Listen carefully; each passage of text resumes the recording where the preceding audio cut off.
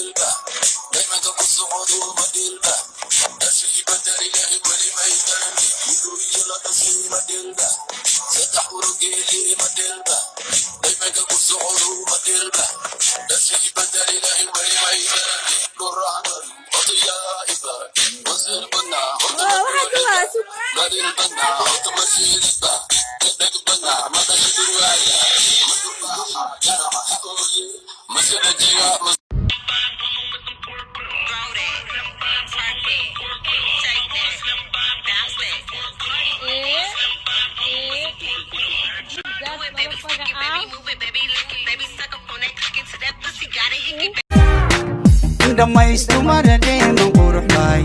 dhalaal badan dhowr sanada bay iga sharafeer haweenka